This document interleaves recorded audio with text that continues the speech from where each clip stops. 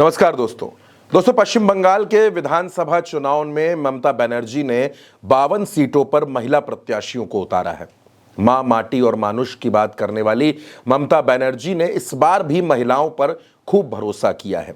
कई सीटों पर महिला प्रत्याशी चुनाव लड़ रही हैं, चाहे आप श्रेया पांडे को देख लें, सायंतिका बनर्जी को देख लें, अदिति मुंशी को देख लें। आज आपसे बात करेंगे पश्चिम बंगाल में उत्तर 24 परगना में आने वाली बगांव दक्षिण सीट के बारे में। इस सीट के बारे में आपको बताएंगे। यह सीट एससी आरक्षित है जो उत्तर 24 परगना में आती है और बगांव लोकसभा का ही हिस्सा है। 2016 की अगर बात करूं तो 2016 में जब विधानसभा चुनाव हुआ तो सुरजीत बिस्वास टीएमसी के इस सीट पर चुनाव जीते थे। लेकिन इसके बाद दोस्तों जब अगला चुनाव होता है यानी कि 2021 का चुनाव होता है तो मामला थोड़ा बदल जाता है और बीजेपी इस सीट को जीत लेती है। स्वपन मजूमदार इस सीट पर बीजेपी के टिकट पर चुनाव जीतते हैं और अच्छा वोट उनको मिलता है। टीएमसी दूसरे नंबर पर होती है।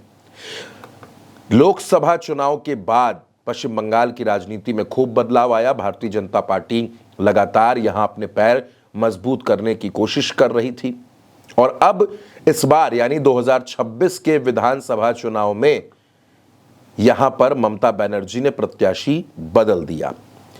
असल में दोस्तों ये जो सीट है, ये जो इलाका है, ये नामाशूद्र समुदाय की भारी आबादी वाला, खासकर जो मतुआ संप्रदाय के लोग हैं जो पूर्वी बंगाल से विभाजन के समय और बाद में आए हिंदू शरणार्थी हैं, तो मतुआ और नामाशूद्र मतदाता इस क्षेत्र में बड़ी संख्या में हैं जो निर्णायक होते हैं। आमतौर पर यह दलित हिंदू समुदाय हैं। अब यहां पर दोस्तों 2016 में टीएमसी का दबदबा था, 21 में बीजेपी यहां पर चुनाव जीतती है। वो इस समाज को अपने प्रति जोड़ने में कामयाब हो जाती है। इस बार इस सीट पर ममता बनर्जी ने एक बड़ा दांव चला और ममता बनर्जी ने 2026 के चुनाव में ऋतुपर्णा अध्या को इस सीट पर प्रत्याशी बनाया है। भाजपा के प्रत्याशी वही हैं जो सिटिंग विधायक हैं।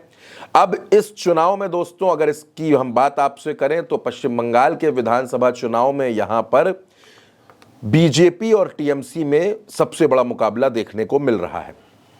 यहां पर जो पिछले बार का नतीजा था, बीजेपी को सिर्फ 2000 वोटों से जीत मिली थी और इसी वजह से यहां पर भारतीय जनता पार्टी ने अपने सिटिंग विधायक को टिकट दिया है, जबकि टीएमसी से ऋतुपर्णा अध्या चुनाव लड़ रही हैं। ऋतुपर्णा सोशल मीडिया इन्फ्लुएंसर है, सोशल मीडिया पर बहुत वायरल रहती हैं। अगर परिवार की बात करूं तो परिवार राजनीतिक तौर पर काफी समृद्ध माना जाता है। इनके माता और पिता दोनों लोग। ऋतुपर्णा अभी महज 27 साल की हैं और ममता बनर्जी ने उनको टिकट दिया है। वो नगरपालिका की सभासद भी हैं।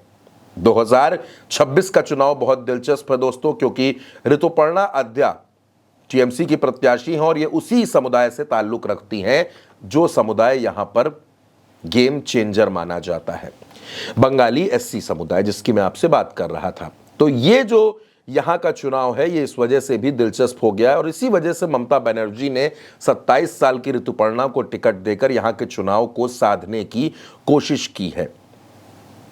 ऋतुपर्णा लगातार यहां पर काम करती रहती हैं और ममता बनर्जी के करीबी लोगों में भी उनकी गिनती होती है। आप जानते हैं कि ममता बनर्जी महिलाओं पर खूब विश्वास भी करती हैं और महिलाओं को राजनीति में आगे बढ़ाने का काम जो पूरे देश में सबसे बड़े स्तर पर अगर कोई कर रहा है तो वो ममता बनर्जी कर रही हैं।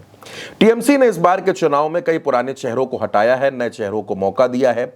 अब अगर ऋतुपर्णा को आप देखें तो युवा, महिला, स्थानीय, एससी समुदाय और सोशल मीडिया, ये जो कॉम्बिनेशन बना है उसी पर उनको इस चुनाव में उतारा गया है।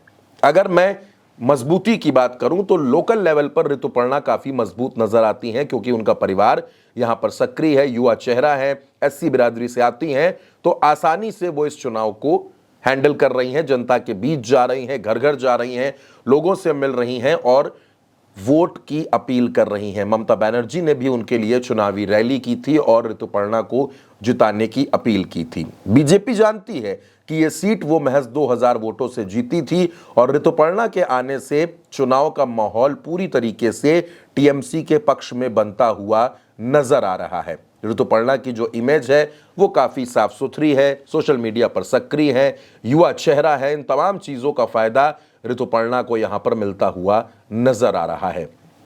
तमाम इस इलाके में जो प्रत्याशी हैं, जो नॉर्थ 24 परगना में प्रत्याशी हैं, उनके अनुभव का भी फायदा ऋतुपर्णा को मिल रहा है। वो सोशल मीडिया पर भी सक्रिय हैं और इसके साथ साथ घूमने का काफी उनको शौक है। देश के अलग अलग हिस्सों में जाती रहती हैं। वो लोगों के बीच अपनी युवा सोच को बता रही हैं और बता रही हैं कि कैसे वो बगाव दक्षिण के लिए प्लानिंग करेंगी, कैसे यहाँ के विकास कार्य होंगे और कैसे सरकार के सहयोग से यहां पर काम करवाए जाएंगे। ऋतुपर्णा यह भी दावा करती हैं कि पश्चिम बंगाल में एक बार फिर ममता बनर्जी की सरकार बनेगी, टीएमसी की सरकार बनेगी। तो ममता बनर्जी ने चुन चुनकर एक से एक प्रत्याशी मैदान में उतारे हैं। उन्हीं में से एक ऋतुपर्णा आद्या हैं, जो बगांव दक्षिण से ताल ठोक रही हैं। अब जनता क्या फैसला करेगी, ये चुनावी नतीजे बताएंगे, लेकिन फिलहाल ऋतुपर्णा का चुनाव इस सीट पर काफी मजबूत नजर आ रहा है। दोस्तों, बंगाल चुनाव की हम लगातार कवरेज आपको दिखा रहे हैं, एक एक सीट के बारे में बात कर रहे हैं। आप कमेंट बॉक्स में हमें ज़रूर बताइएगा, अपनी राय दीजिएगा। फिलहाल के लिए इतना ही। नमस्कार।